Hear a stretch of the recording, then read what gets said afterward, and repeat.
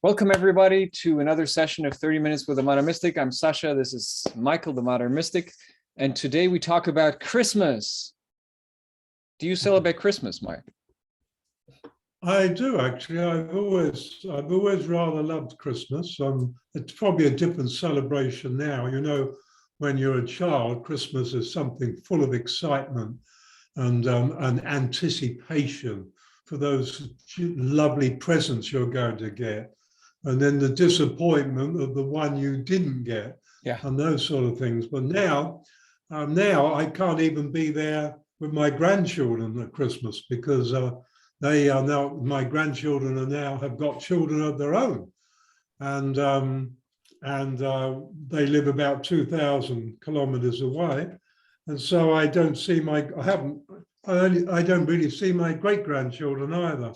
But that's okay because at Christmas, the child in me emerges.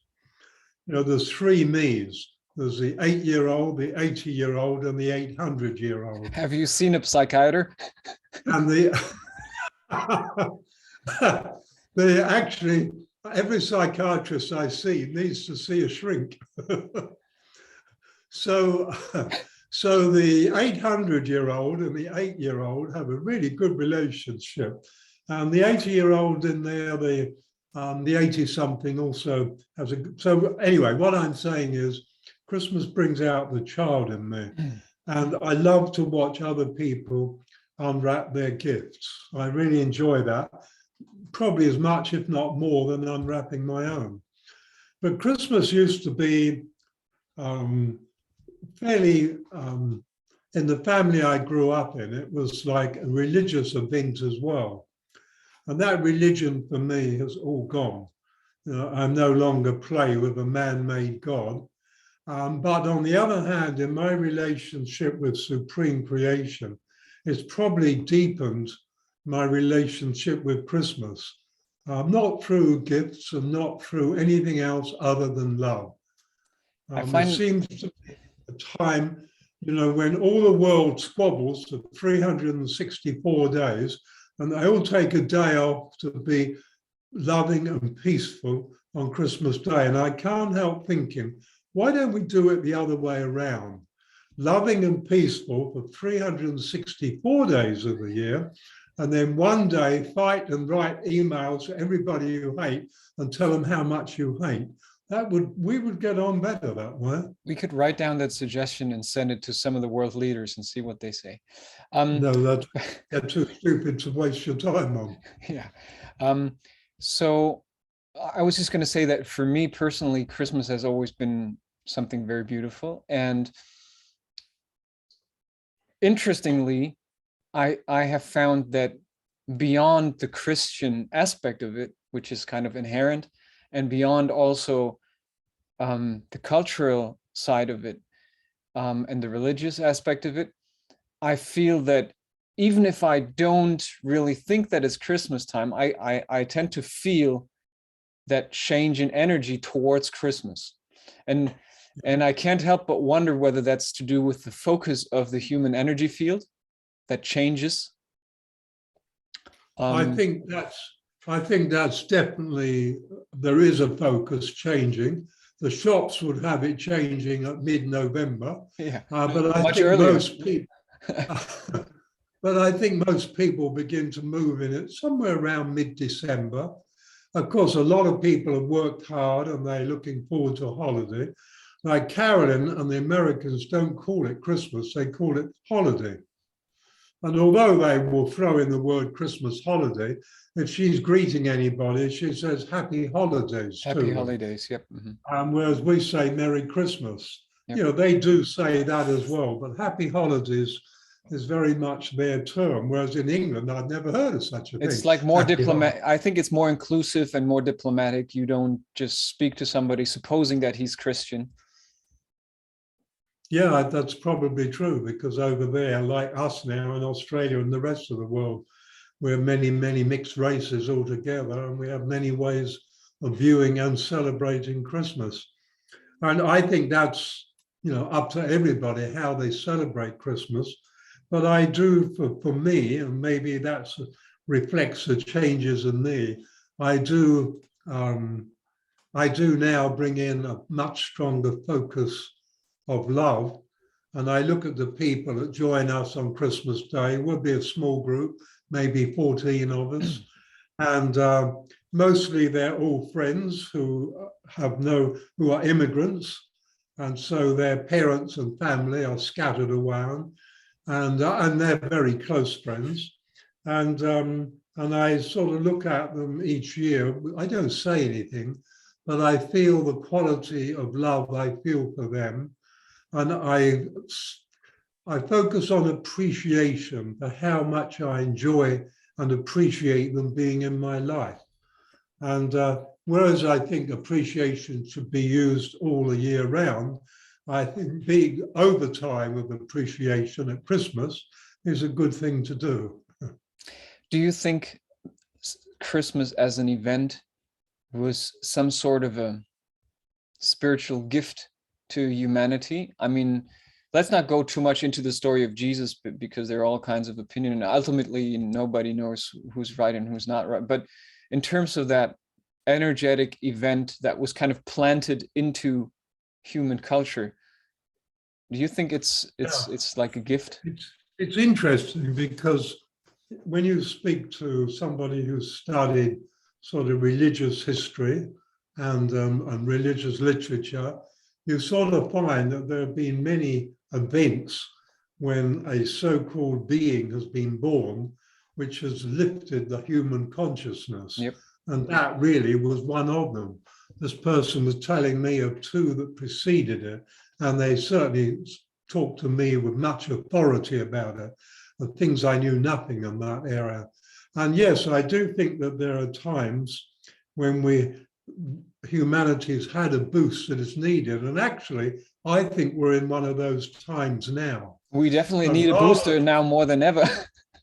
But rather than a being born like the Christ or that, I think it might be literally the Christ energy of Christians who are actually Christians and not playing lip service to the churches, but to the people with love and Christianity and any of the other religions, all those that have love in their hearts.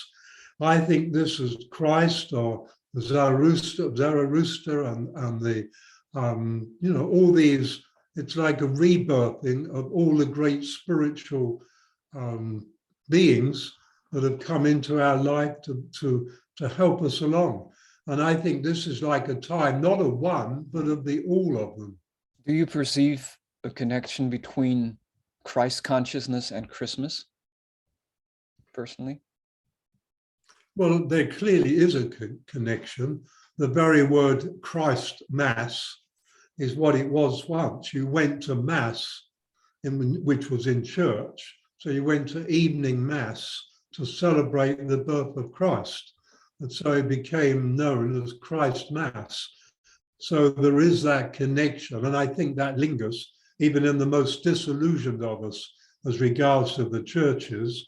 And I think that lingers, that there is a connection. And it's also, it's unfortunate that most people, Christmas Day is eat too much, drink too much, party too much, and there's no thought really beyond themselves of something called God or something called supreme creation. However, there is a significant number of people that do. And why I say significant is because those who have a higher consciousness and actually bring it into their consciousness and their awareness on Christmas Day, energetically are 1,000 times more powerful energetically than those who are drifting like seaweed on the waves of the ocean, and all happen to wash up on a certain day that we call Christmas Day. Interestingly, I feel like around Christmas, not sure about the specific Christmas day, but let's just say around Christmas, I find that there is a more easily accessible energy of love, forgiveness, and everything you might want to associate with with that in the air for not only me, myself, but I see it happening in other people as well. And it brings me back to what I said before. Like sometimes I wonder whether that's something that is created through the focus of so many people in humanity, so it's easier to access it at that time, or whether it's something that is like from a meta point of view, from like a supreme creation point of view, as a gift given, like the earth is showered with more love at that time, or whether it's just created by humanity. I think both are true to a degree because the metaphysical precedes the physical. And so, the metaphysical in this case with humanity is the emotions and the thoughts. And I think that although Christmas for some people is a terrible time, for the homeless and for the people who have no relations, absolutely, that is a very, very difficult time. And suicides go up, and that's, I feel for those people. But nevertheless, for the majority, there is a lightening in their thoughts and there is a lightening in their emotions, which is the metaphysical, and that allows them to smile at strangers. Hey, it's Christmas. So they can smile at strangers, be nice to the shop assistants instead of grumpy. And there is a feeling of goodwill and peace to all people at Christmas. But I definitely feel that is a ritual that we move into subconsciously, the lightening of thoughts and emotions each Christmas. Although that might be a subconscious ritual, nevertheless, everybody is to some degree conscious of the integrity of Christmas. Also, when I say integrity, I mean the integrity of the energy of Christmas. Also, another observation I've made through the years is that this rise in energy that I perceive around Christmas, for many people, for many families, means that a lot of old stuff surfaces, and it's a time of even more distress, more fighting, more problems, and more stuff coming up. Yeah, I mean, that's, in every, like for me, aging has been a process of, I'm not sure I've done aging quite the way you're supposed to do it, but it's been a process of becoming more flexible, more able to change, more loving, more forgiving, all the positives more of. And for a lot of elderly people, they get locked into their old habits and they no longer care what other people think of them. And so it seems almost as though this really obstinate, difficult, angry, and often aggressive person emerges. And I've had people say to me, my parents are completely in their second childhood. They weren't like that in their 50s. And I would smile and say, I'm old enough to see what's going on. In their 50s and all their youth, they put on an act of being a nice person because they like to be liked. But now they're in their 80s. They couldn't care less about anybody. And so this isn't the second childhood. They never left the first one. They just dropped the act. And I see that with me, I am more comfortable, more at ease, and more at peace with people than I've ever been. This is what I think why I adapted to this pretty quickly, because people say to me, wow, you're an old guy to sort of learn a new trick.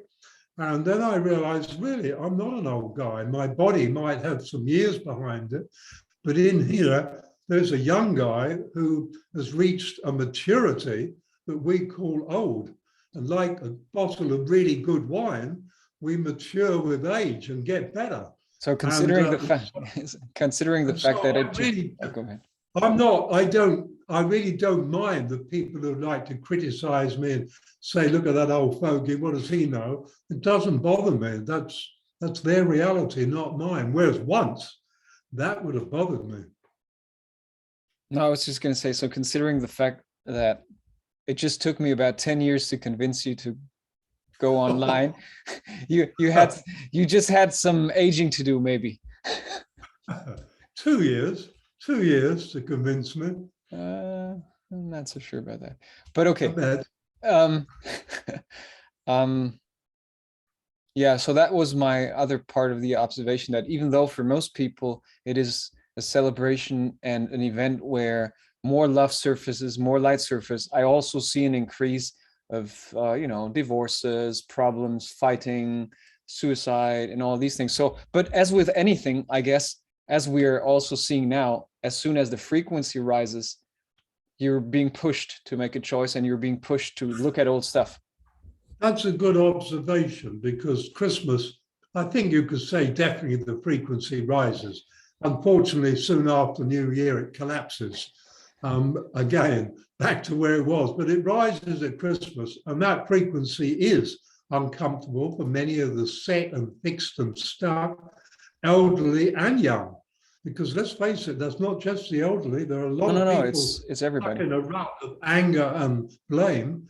And yes, there is more friction for those people at Christmas. It's not in my family, but I know of many, what I say I know of. If I look at social media, I see many families that write about it. Oh, thank God that's finished. You know, we had the usual blow-ups, we had the usual arguments, we had the usual hell, as long as, and we had one day that was quite heavenly. There are many of the comments. How do you perceive the Christ consciousness metaphysically, or what does it mean to you, maybe? I think it is as you get more and more in touch with your own divinity. And I really, really, really think you have to leave the church and religion to find your spirituality. I'm seeing this so strongly. Church and religion is divisive. Our spirituality is a design for us to communicate and connect with the divinity, the God within. Could you And would you mind shortly just distinguishing between your understanding of religion versus spirituality? religion is somebody wrote this on Facebook, and I can't improve on it. Religion is crowd control. Spirituality is your connection with the divine, your Okay. communication with the divine. And I thought myself, well, I liked some of these sayings because I can improve on them. I thought, no, that one. I guess I guess ultimately it comes down to a personal definition, right? Because I hear a lot of people saying, I don't follow any religion. I have my own religion. And I guess that would be kind of like what spirituality I is. think they mean their own spirituality. Some people are afraid of the word God. I avoided it for a long time because so many people are afraid of it. Now I'll rub their nose in it if I have to. And also the word spirituality. A lot of people talk about their religion, but spirituality. And I remember talking to a Jewish lady. I could say this safely because A, she would never watch this anyway. And B, she is probably, if she is watching, she's doing it from another place, way up there where your cosmos is. And we were talking once because I came into Carolyn's life and Jimmy's life, and they were talking about me. And she decided this was Jimmy's mother, a Jewish woman, that I was a cult leader. And so she said, I've got all these questions to this cult leader. And Carolyn said to her, okay, she said, Adele, well, he will be here next week. You can put them all to him. And so she didn't turn up. So we went over there and Carolyn put her on the spot deliberately. I sat down next to her, to Adele. I said, okay, Adele. She's probably 10 years older than me. I said, okay, Adele. So tell me all these questions you've got for me because I'm apparently a cult leader. Well, I mean, she just about melted under that. And so I said, well, okay, because she looked, I liked her and I didn't want to threaten her. So I said, okay, so let's just talk a bit about religion. What is the spiritual belief behind, as a Jew, what is the spiritual belief behind that? She said, what do you mean, spirit? I said, well, what is the spiritual context of being Jewish? She said, well, what's spirituality got to do with being Jewish? So I realized that conversation was also coming to a quick end. And I said to her, I said, no, I'm stunned. I said, I'm not Jewish. I'm not have any religion, but my spirituality is everything to me. And yet you're strictly Jewish and it means nothing to you. So what is the point of being Jewish? And she decided that she needed to go and get another drink. And that was the end of that conversation. And I'm not mocking her. It was just that spirituality, she was probably then in her late 70s, and spirituality and her religion had nothing to do with each other. Interestingly, I just pulled up the definition, the Wikipedia definition of religion, and it says religion is a social cultural system. And I think that describes it well, the way that you're talking about as well. It's a social cultural system of designated behaviors, practices, morals, beliefs, worldviews, texts, sanctified places, prophecies, ethics, or organization that relates humanity to supernatural, transcendental, and spiritual elements. And I think the first part is the most important. It's a system, it's a box. It's a box. It's a box. When you can't swim on your own, you have to swim with somebody to hold your hand and help you. And it's, for me, it's for people who can't swim in the greater ocean of life. But I don't say that critically or judgmentally. That's more my observation. Having said that, though, interestingly, and I remembered that the word religio, and I'm just quoting Wikipedia here, in classic antiquity, broadly meant conscientiousness, sense of right, moral obligation, or duty to anything. So I guess originally the word religion was pretty close to what we talk about now as spirituality. I don't see that. Spirituality is your own freedom, your own uniqueness, your own beingness, connecting directly with the divine. As, like for me, the story of Jesus on the cross with 3 thieves. And one of them said, Master, how can I join you? And apparently he said, repent and join me. And so, in other words, he was saying, this is your last workshop. All you've got to do is find forgiveness for yourself, and it's done. No, I agree. I was mixing up the word conscientiousness. It's difficult. Consensus. No, I was mixing that up with consciousness. Yeah. Now that's okay. I agree. Yeah. And like, in other words, there's this guy hanging out with Jesus, and he's definitely, that's his last workshop. And all he's got to do is forgive himself. And that's always been the way. And but the problem, well, that's another story again, forgiveness. That's another one to pick up. It's definitely one to pick up for these, yes. Pick up with the mystic, forgiveness. So let's spend the next 6 minutes, the last 6 minutes, as always, on something practical for people to do. How can you utilize the Christmas time to grow spiritually, to come closer or come in touch with your divinity, with your Christ consciousness?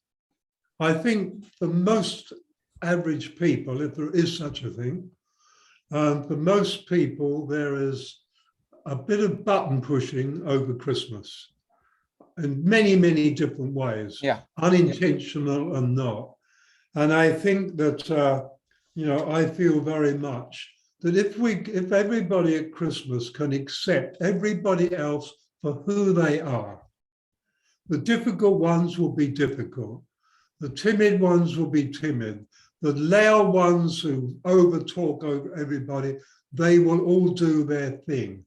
And without in any way reducing your power, your energy, or being a doormat, still being strongly you is to accept each person for who they are. The joy of Christmas is they all go home. If there's one left. That could be a great song title. Why not write a song? The joy of Christmas is that they all go home. Yes.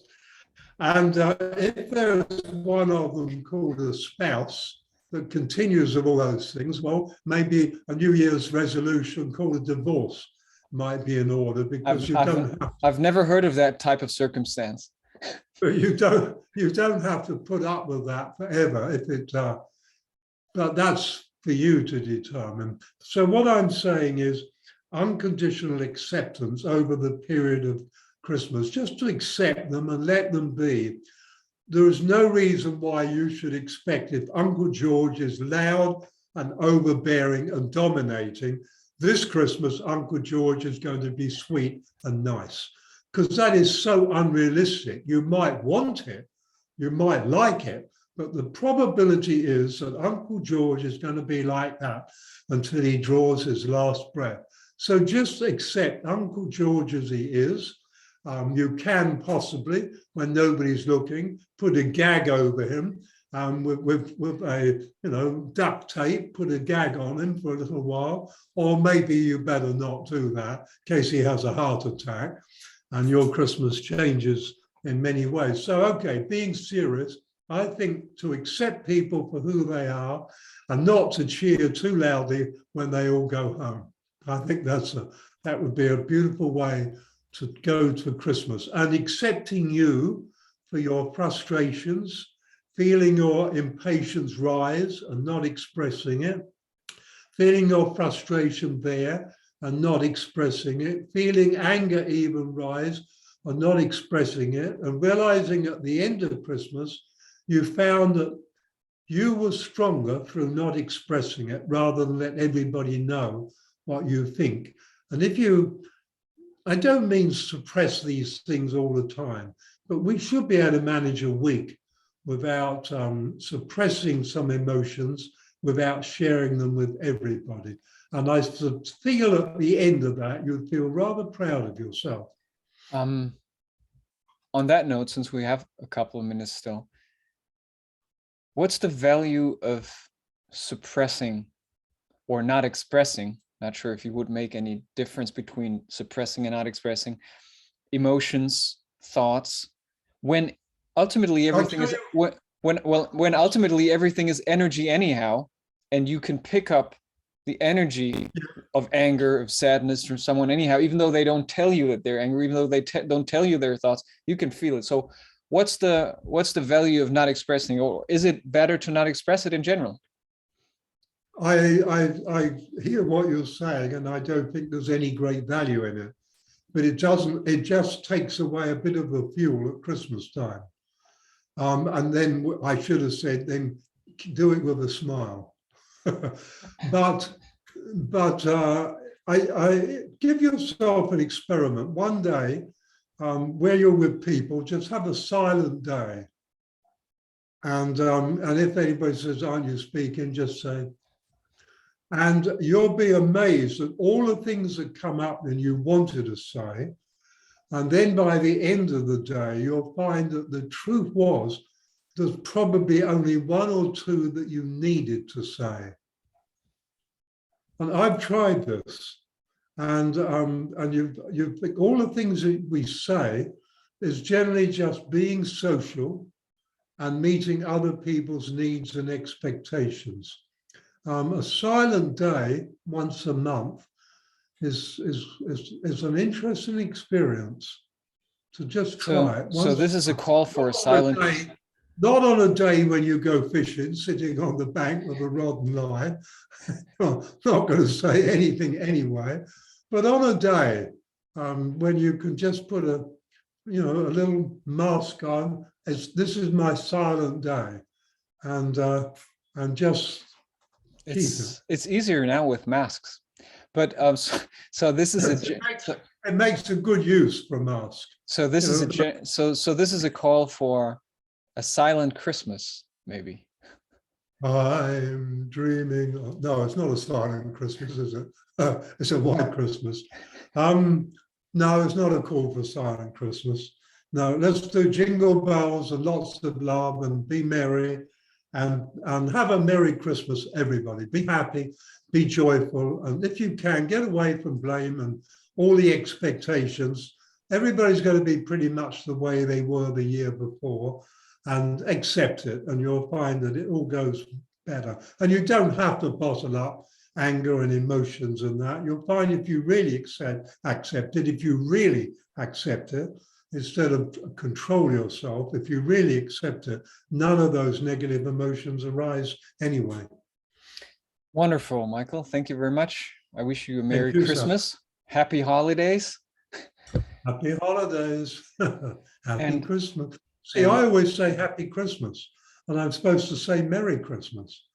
But sort of, to me, merry means drink a lot and get merry. I guess it depends on who I talk to. If I talk to people from North America, I say Happy Holidays. If I talk to, it depends. Carolyn will have the first non-alcoholic Christmas in her memory, I would say. Wow. Is she going to express more or less of her thoughts and feelings because of that? Carolyn is thriving. She is doing so well. There's so much love and joy in her. And no, she's doing very well. This is her choice. Wonderful. Stopping drinking was, I told her long before she stopped, she would be better for her. She found her own way there with the lump, and that's her own choice. And that she is now honoring herself to a degree she'd never done before. And generally, Christmas for Carolyn is not something she races at. Oh, yes, bring it on. This year, she said, bring it on. Good thing you've been wearing this shirt for so long that your wife actually read it and used that spiritual truth to transform her home. Would you like to read what it says? Actually, it's a very big spiritual truth. You read it. If you honor self, you honor life. If you honor life, life will honor you. I can't read the name under it, but it must have been somebody who's really it's an Australian guy. I think his name is something like Michael Rose. You ever hear a name like wonderful, that? Michael. Thank you so much, and Merry Christmas again. See you on the other side. See you on tomorrow. There we go.